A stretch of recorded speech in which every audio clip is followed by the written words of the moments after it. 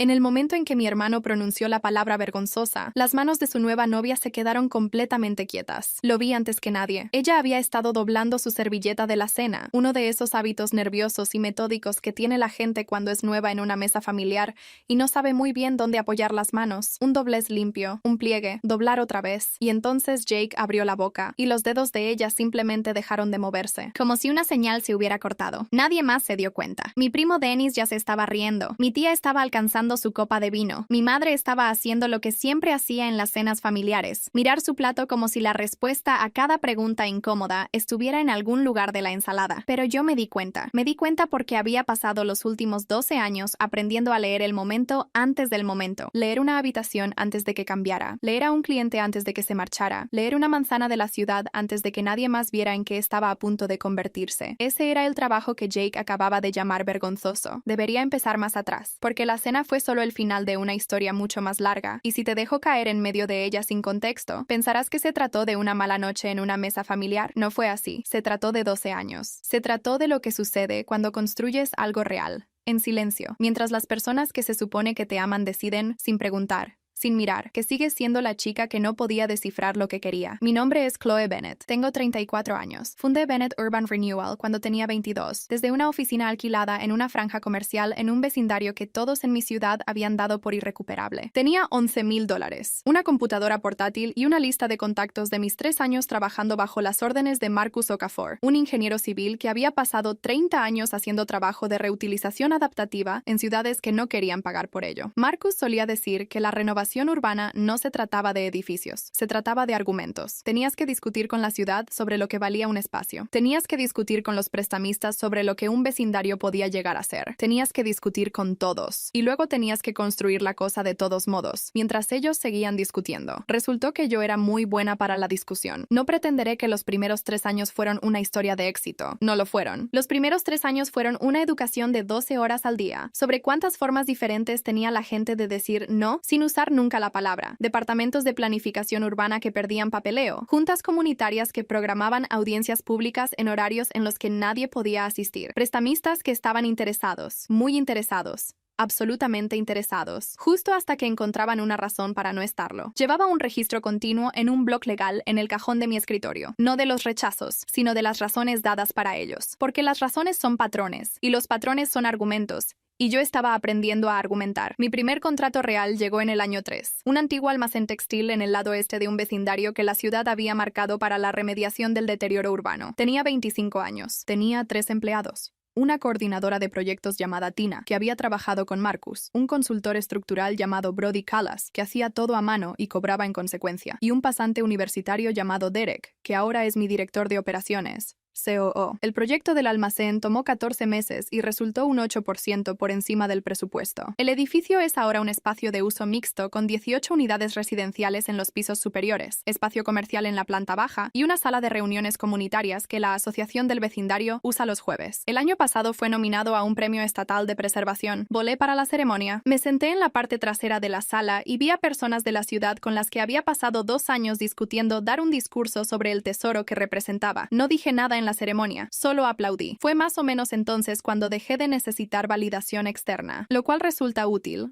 ser, cuando las personas en tu vida han decidido no proporcionártela. Bennett Urban Renewal emplea ahora a 143 personas. Tenemos 6 contratos municipales activos. Hemos completado proyectos de reutilización adaptativa en 21 propiedades en 4 ciudades. El año pasado, un artículo en una revista de arquitectura regional calificó nuestro proyecto de Delmore Street como una clase maestra en preservación adaptativa de bajos ingresos. El alcalde de nuestra ciudad me estrechó la mano en la inauguración de una cinta en septiembre y dijo, ante un micrófono, que esperaba que existieran más firmas como la mía. Pensaba en ese momento de septiembre, el apretón de manos, el micrófono, cada vez que me sentaba a la mesa de la cena de mi familia y veía a Amanda redirigir la conversación. Pensaba en ello no con amargura, sino con una especie de asombro. La misma semana en que el alcalde dijo esas palabras ante la cámara, yo había ido a la cena de cumpleaños de mi madre y había pasado 3 horas siendo la hermana menor de alguien que hacía algo con edificios viejos. La brecha entre esas dos realidades se había vuelto tan amplia que había dejado de intentar tender puentes sobre ella. Simplemente realmente vivía en ambas. Aquella en la que yo era Chloe Bennett, fundadora de una firma de desarrollo de tamaño medio, con una trayectoria real y un equipo real. Y aquella en la que yo era solo Chloe, la hermana de Jake, que todavía estaba con eso de los edificios viejos. Mi hermano Jake le dijo a su nueva novia que yo me la pasaba diciéndole a los hombres dónde poner las tuberías. Esto es lo que necesito que entiendas sobre Jake. Él no es un monstruo. Eso sería más simple y podría entregarte una historia más limpia. Jake es algo más difícil de explicar. Es una persona que decidió, en algún momento de sus 20s, que medirse con otras personas era la única forma que conocía para sentirse bien. Y como yo era el objetivo más cercano, me convertí en la vara de medir. Tiene 37 años. Trabaja en ventas de bienes raíces comerciales, lo cual no es una crítica. Es un trabajo honesto y lo hace bien, pero no es extraordinario. Y Jake siempre ha necesitado ser extraordinario por sustracción. Si no podía ser el impresionante, organizaría las cosas para que nadie más pareciera impresionante tampoco. Lo vi hacérselo a nuestro primo Dennis durante años antes de que se volviera hacia mí. Dennis había querido ser músico. Jake pasó 4 años haciendo comentarios pequeños y silenciosos en eventos familiares. Es una industria dura, Dennis. No todos lo logran. Hasta que Dennis dejó de traer su guitarra en Navidad. No sé si Jake siquiera se daba cuenta de lo que había hecho. Creo que pensaba que estaba siendo realista. Estaba siendo territorial. Conmigo, la campaña fue más larga y más específica. Comenzó en la época en que dejé la firma de Marcus para independizarme. Jake acababa de obtener su licencia de bienes raíces y estaba en una racha de buenas propiedades listadas. Era generoso al respecto, casual y ruidosamente generoso, de la forma en que lo es la gente cuando quiere que sepas lo bien que le va. Y cuando le dije a la familia que iba a comenzar mi propia empresa en desarrollo comercial y reutilización adaptativa, Jake asintió lentamente y dijo: «Ese es un espacio competitivo, Chloe. ¿Estás segura de que estás lista para eso?» Estaba segura. Él no me creyó. Y porque no me creyó, decidió, silenciosamente, a lo largo de los años, que yo en realidad no había hecho nada que valiera la pena creer. Cada vez que mencionaba un contrato o un proyecto en una cena familiar, él redirigía el tema. Cada vez que mis padres preguntaban por mi trabajo, Amanda respondía por mí. Chloe todavía está con eso de los edificios viejos. Cada vez que intentaba explicar de qué se trataba realmente el trabajo, Jake lo resumía en algo más pequeño y divertido hasta que la mesa se reía y pasaba a otra cosa. No sé cuándo dejé de corregirlos. En algún momento alrededor del año 4 o 5, creo. Salía de una reunión del consejo de la ciudad donde acabábamos de asegurar un contrato de 2.4 millones y pensaba, y no se los diré, no porque estuviera avergonzada, sino porque no tenía la energía para verlos convertirlo en un chiste. El recuerdo específico al que sigo volviendo es del año 6. Nos acababan de adjudicar un contrato por parte de la Oficina de Vivienda y Desarrollo Comunitario de la ciudad, una renovación total de un antiguo edificio escolar, convirtiéndolo en 64 unidades residenciales de ingresos mixtos. Era el tipo de proyecto que requería meses de reuniones de participación comunitaria, evaluaciones ambientales,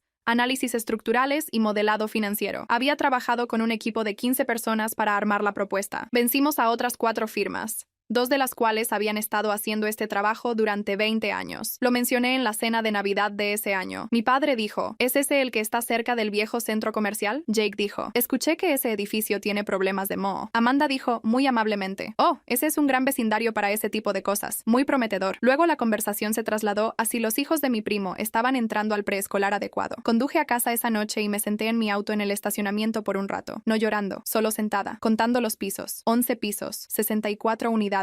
14 meses de trabajo. Una frase en la cena de Navidad. Esa fue la última vez que anuncié algo a mi familia. Amanda, la esposa de Jake, es un tipo diferente de problema. Es eficiente. Procesa la información de la forma en que lo hace un sistema de seguridad, escaneando constantemente en busca de amenazas, categorizando, neutralizando. Nunca le había hecho nada a Amanda, pero creo que decidió temprano que yo era una variable que no podía controlar. Y lo más seguro que se podía hacer con una variable incontrolable era contenerla. Ella era muy buena conteniendo. Hubo una Navidad hace 3 años cuando mi padre me preguntó directamente, no en la mesa, en la cocina mientras traíamos las bebidas, cómo le iba realmente al negocio. Dijo realmente, recuerdo eso, como si se lo hubiera estado preguntando, en privado, y finalmente me hubiera tenido a solas el tiempo suficiente para preguntar. Se lo dije, no todo, pero la forma real del mismo, los números, los contratos, el equipo que habíamos construido. Se quedó allí con una botella de vino en cada mano y escuchó con la mirada de alguien que hace una aritmética que no esperaba tener que hacer. Entonces Amanda llamó desde la otra habitación por algo, el pan, creo, y mi padre miró hacia donde provenía su voz y dijo: deberíamos regresar. Y ese fue el final de esa conversación. He pensado en ese momento muchas veces. Él preguntó, él escuchó, él oyó, y luego lo dejó, como algo demasiado pesado para llevar de vuelta a la mesa. Chloe todavía está con eso de los edificios viejos, dicho con una sonrisa. Dicho a mi mitad de frase mientras yo aún estaba hablando, dicho en un tono que significaba: hemos evaluado esto y hemos decidido que no requiere nuestra atención. Mi madre lo absorbió, mi padre lo absorbió a medias. Mi primo Denis sabía que algo andaba mal, pero era demasiado cuidadoso con su propia posición en la mesa como para decirlo. Esa era la mesa. Esa siempre había sido la mesa. La cena era por el aniversario de mis padres, 38 años. Mi madre había hecho su asado. Mi padre había abierto 2 botellas del buen vino tinto, y éramos 12 alrededor de una mesa en la que cabían cómodamente 10. Verónica era nueva. Jake la había mencionado 2 veces en los meses anteriores. Una vez en un mensaje de texto grupal donde dijo que estaba viendo a alguien serio, y una vez en una llamada telefónica con mi madre donde aparentemente la describió como brillante y ambiciosa. Nunca la había conocido. Llegué a la cena para encontrarla ya sentada al lado de Jake, riéndose de algo que Dennis había dicho, con cabello oscuro y una compostura en ella que reconocí de inmediato como la de alguien que había aprendido a leer las habitaciones desde joven. Me cayó bien en aproximadamente los primeros 90 segundos, lo cual no significaba nada, porque yo no era con quien ella estaba saliendo. La cena comenzó bastante bien. Mi padre hizo un brindis. Mi madre lloró un poco. Lloraba en cada brindis de aniversario, según lo previsto, lo cual era una de sus cualidades más entrañables. Denise rellenó las copas. Amanda iba por su tercer cumplido a mi madre sobre el asado, lo que significaba que estaba gestionando algo. Amanda solo hace cumplidos tan específicos cuando está creando una buena voluntad que planea gastar más tarde. Verónica fue muy amable al ser la nueva. Le preguntó a mi tía sobre su jardín. Escuchó la historia de mi padre sobre el viaje que habían hecho para su 30º aniversario,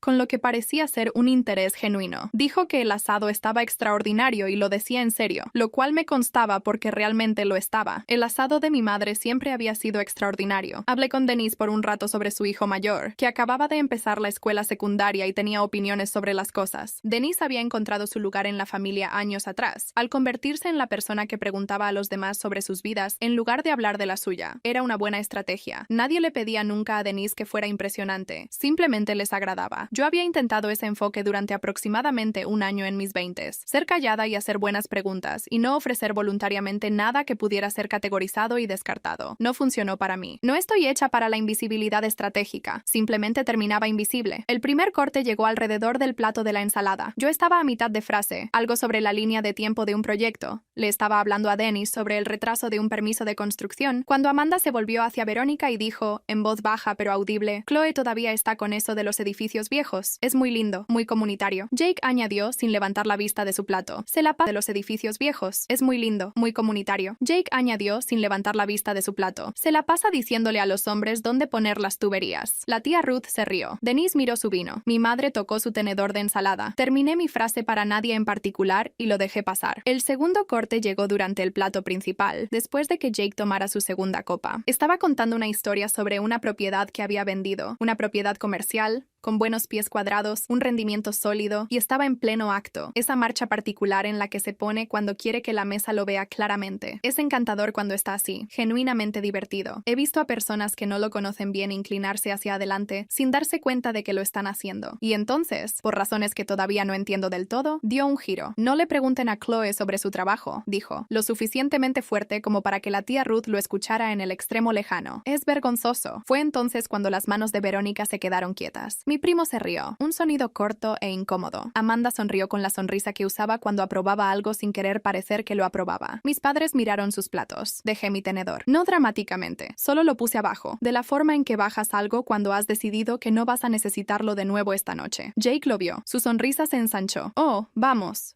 Estoy bromeando. Esa palabra, bromeando, siempre había sido su válvula de escape, dicha inmediatamente después del corte, de modo que el corte se convertía en tu culpa por sangrar. Lo miré por un momento. Él sostuvo mi mirada con la confianza fácil de alguien que sabe que la habitación está con él. Sé que lo estás. Dije. Empujé mi silla hacia atrás. ¿Ven? Dijo Jake. Esto es lo que hace. Se va en el segundo en que alguien dice la verdad. Me puse de pie. Alcancé mi abrigo del respaldo de la silla. Amanda se inclinó hacia atrás, con una expresión que yo ya había visto antes. La mirada acomodada de alguien que ve que algo sale de la forma en que lo había predicho. Entonces Verónica habló. Su voz era tranquila, casi amable. El tipo de voz que no necesita volumen porque ya tiene la total atención de la sala. Entonces, dijo. ¿Debería decirles quién firmó mi cheque de pago esta mañana? La mesa no jadeó. Nadie tiró nada. Fue más silencioso que eso. Un tipo de cambio atmosférico, como la presión cayendo antes de una tormenta. Jake se volvió hacia ella lentamente. ¿Qué? Mi primer depósito en Bennett Urban Renewal se liquidó hoy. Cruzó sus manos sobre el mantel con la misma precisión metódica que había estado usando con la servilleta. Chloe lo aprobó. Mi madre parpadeó. Su tenedor flotó por un momento antes de dejarlo. ¿Tú trabajas para Chloe? Trabajo para Bennett Urban Renewal, dijo Verónica. Chloe la fundó. El silencio tenía textura. Podía sentir a cada persona en él haciendo su propia aritmética. Amanda se recuperó primero. Siempre lo hace. Tiene un tiempo de recuperación que realmente creo que es más corto que el de cualquier otra persona que haya conocido. 2 segundos, tal vez 3, y ya está reformulando las cosas. Esto es una locura, dijo. Su voz era suave, incrédula de una manera teatral, como si estuviera interpretando a alguien que recibe noticias absurdas en lugar de recibirlas realmente. Contrató a la novia de Jake para venir aquí y... ¿qué? ¿Avergonzarnos? No sabía que era la novia de Jake hasta hoy, dije. Se entrevistó en marzo.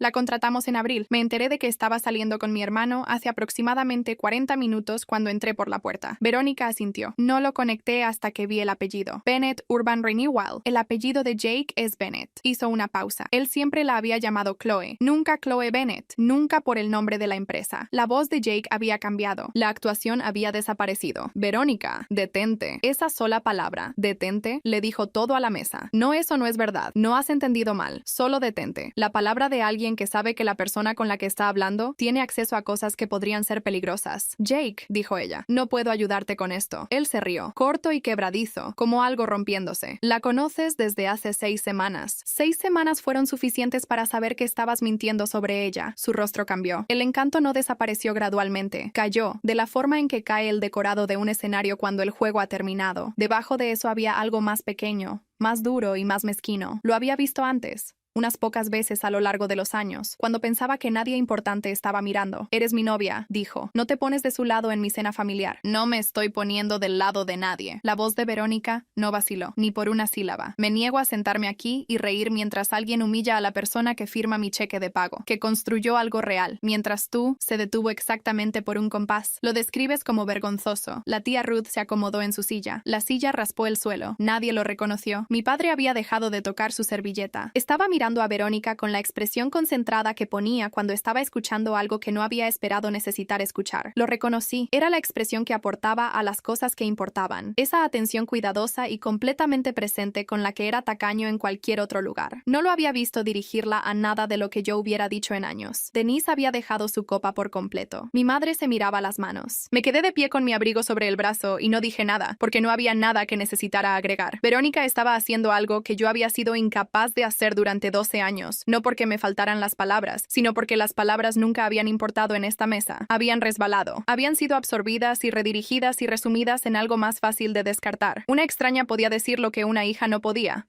Aparentemente. Una extraña no había sido entrenada por años de experiencia para hacerse más pequeña. Amanda intervino. Su voz era limpia y precisa. Esto es extremadamente inapropiado. Cualquiera que sea la situación laboral de Verónica, lo que es inapropiado, dijo Verónica. No en voz alta. Es que Jake me invitara a la cena de su familia sin decirme que su hermana era la dueña de la empresa a la que me acabo de unir. Así que me senté aquí y sonreí mientras él llamaba a su carrera vergonzosa, sin saber que había pasado las últimas 6 semanas siendo entrenada por la gente que ella contrató, aprendiendo los sistemas que ella construyó, sentada en oficinas que ella diseñó. Lo miró. Me hiciste cómplice de algo en lo que no consentí ser cómplice. La palabra cómplice aterrizó de manera diferente a las demás. Vi cómo se registraba en el rostro de Amanda. El ligero endurecimiento alrededor de los ojos que significaba que estaba revisando su evaluación de esta persona. Hacia arriba, probablemente. Amanda respetaba la precisión. 143 empleados, dijo Verónica. No estaba actuando, estaba informando. De la forma en que informas cosas que has confirmado de múltiples fuentes, porque te tomas en serio tu trabajo. 6 contratos municipales activos. Asociaciones con 3 autoridades de desarrollo de la ciudad. Una cartera de reutilización adaptativa en 4 ciudades. Una inauguración de cinta con el alcalde el pasado septiembre. Hizo una pausa. Lo sé porque pasé mi primera semana de incorporación leyendo el historial de proyectos de la empresa. Interrumpí mi lectura. No esperaba necesitar citarlo en una mesa de cena. Miró a Jake. Esa es la carrera que acabas de llamar vergonzosa. Mi padre me miró lentamente. profundamente. Su voz era cuidadosa, la voz que usaba cuando no estaba seguro del terreno en el que se encontraba. ¿Es eso exacto? Sí, dije. Se los he dicho antes. Amanda usualmente responde por mí. El rostro de mi madre hizo algo complicado. No fue culpa exactamente, sino más bien la mirada de alguien que ve que un mapa que ha estado usando durante años de repente demuestra estar equivocado. Mi padre no dijo nada, pero el silencio que mantuvo fue diferente al silencio que había mantenido toda la noche. Ese silencio anterior había sido cómodo. Este tenía peso. La mandíbula de Jake se tensó. Eso no, quiero decir, algunos de esos números. Me dijiste que trabajaba para un contratista con dificultades, dijo Verónica. Lo miraba con algo cercano a la lástima, lo cual creo que fue peor para él de lo que habría sido la ira. Dijiste que era la decepción de la familia. Nunca usaste su nombre completo. La hacías más pequeña cada vez que la mencionabas, porque eso era más fácil que decirme la verdad. ¿Qué verdad?, preguntó él. La pregunta salió más pequeña de lo que pretendía, que ella construyó más que tú. La mesa se quedó completamente en silencio. No el silencio cortés de la gente que intenta no mirar fijamente, el silencio real de las personas que han dejado de fingir que no están viendo suceder algo. Amanda colocó las palmas de sus manos planas sobre el mantel, deliberada, dando el cierre. Creo que la cena ha terminado. Estoy de acuerdo, dije. Levanté el abrigo de mi brazo y me volví hacia la puerta. Ahí era donde debería haber terminado. Esa era la versión limpia de esta historia, aquella en la que salgo con mi abrigo y mi dignidad y dejo que las 3 frases de Verónica hagan el trabajo que 12 años de intentarlo no habían logrado. Pero Jake habló. Chloe. Su voz había cambiado de nuevo. No al encanto, no a la mezquindad, sino a algo que nunca antes le había escuchado. Algo cuidadoso y específico. Tenemos que hablar sobre Ashford. Me detuve. La habitación estaba muy silenciosa. Me volví lentamente. Jake estaba sentado con las manos planas sobre la mesa, mirándome con una expresión que nunca en mi vida había visto en el rostro de mi hermano. No era autosuficiencia, no era desviación. Algo que parecía casi, y todavía no tengo una palabra mejor para ello, cálculo. El rostro de Amanda se había quedado inmóvil. Un tipo diferente de inmovilidad de la que había tenido Verónica antes. Verónica se había quedado inmóvil por reconocimiento. Amanda se había quedado inmóvil con algo más. Algo que parecía, por primera vez en toda la noche, miedo. ¿Cómo?, dije en voz baja. ¿Sabes sobre Ashford? Ashford no era un proyecto que yo hubiera discutido con mi familia. No era un proyecto que hubiera discutido con nadie fuera de un acuerdo de confidencialidad, NDA, sellado y 3 abogados. Era la negociación de contrato más grande en la que Bennett Urban Renewal había entrado jamás. Un proyecto de reutilización adaptativa de 14.3 millones en un antiguo campus industrial que la ciudad de Ashford había estado intentando redesarrollar durante 11 años. 3 firmas anteriores lo habían intentado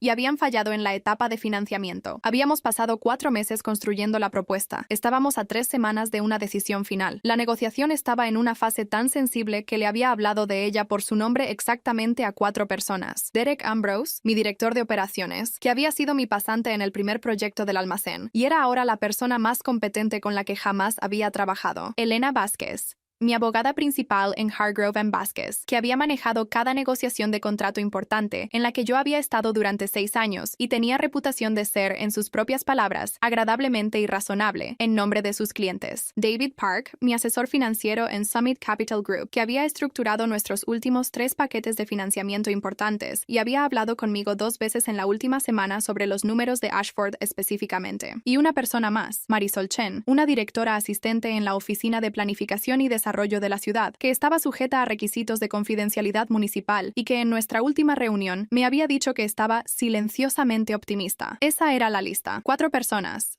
Fuera del equipo legal sellado. Mi hermano no estaba en esa lista. Mi hermano no podía haber estado en esa lista. Repasé la lista en aproximadamente 2 segundos, de pie allí con mi abrigo sobre el brazo, en el comedor de mis padres, en su cena de 38º aniversario. La repasé de la forma en que repasas algo cuando tu estómago te acaba de decir que algo está seriamente mal y tu cerebro está tratando de ponerse al día. Alguien lo había filtrado, o alguien había hablado descuidadamente, o a alguien le habían preguntado, o alguien había ido a buscarlo. Jake me miró a través de la mesa de la cena. Más allá del rostro cuidadosamente arreglado de su esposa, más allá de la silenciosa inmovilidad de Verónica, más allá de mis padres que no tenían idea de lo que estaban escuchando, y no dijo nada, solo sostuvo la mirada. El cálculo en su rostro era específico y deliberado. Esto no había sido un desliz. Él había elegido decir esa palabra esta noche, aquí, en esta mesa. Eso significaba que lo había planeado, lo cual significaba que esta noche no se había tratado en absoluto de mi carrera. Jake. Mi voz estaba muy controlada. Había pasado 12 años aprendiendo cómo estar controlada en habitaciones que me querían ver alterada. ¿Cómo sabes sobre Ashford? Extendió sus manos sobre la mesa. Lento, deliberado. Deberíamos hablar en privado, dijo. No aquí, no aquí.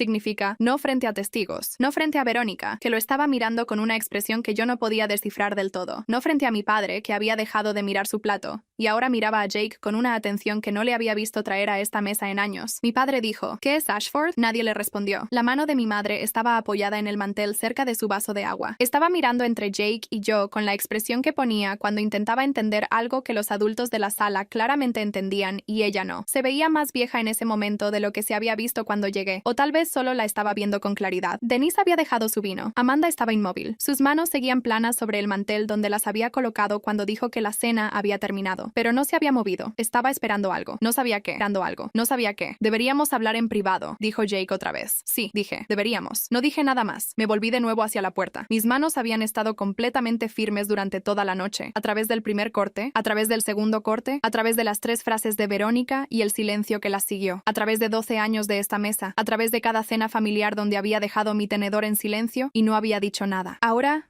en el pasillo, con una mano en la puerta principal, con mi teléfono ya en mi otra mano con el número de Elena Vázquez en la pantalla, ahora mis manos estaban temblando, no de miedo, sino por la electricidad específica y concentrada que surge cuando entiendes que algo que construiste está realmente bajo amenaza, no por parte de la persona que esperabas. No de un extraño, sino de alguien que había estado en cada mesa navideña toda tu vida, y aparentemente pasó ese tiempo enterándose de cosas que nunca debió saber. No llamé a Elena esa noche. Me quedé afuera de la casa de mis padres en el frío durante 11 minutos. Escuché que la puerta se abría detrás de mí una vez. No sé quién era, no me di la vuelta, y la puerta se cerró de nuevo. Luego subí a mi auto, luego conduje, y ese fue el momento en que entendí que esta noche no había terminado, que lo que acababa de suceder en esta mesa de cena, las 3 frases de Verónica, la compostura recuperada de Amanda, los rostros reorganizados de mis padres, no era la historia, era el comienzo de una, porque alguien le había hablado a mi hermano sobre Ashford, alguien le había dado el nombre de una negociación sellada en un momento en que la información podía causar un daño grave, y lo que fuera que fuese, quienquiera que se lo hubiera dicho y lo que fuera que él pretendiera hacer con ello, había estado esperando en esta mesa todo el tiempo. Miré en mi espejo retrovisor mientras salía de la entrada de la casa de mis padres. La luz del comedor seguía encendida. Podía ver las siluetas a través de las cortinas, 3 o 4 de ellas, todavía alrededor de la mesa, hablando de algo, o sin hablar, no podía saberlo. Giré hacia la carretera principal, y por primera vez en 12 años no estaba pensando en la vergüenza, estaba pensando en las 4 personas que lo sabían.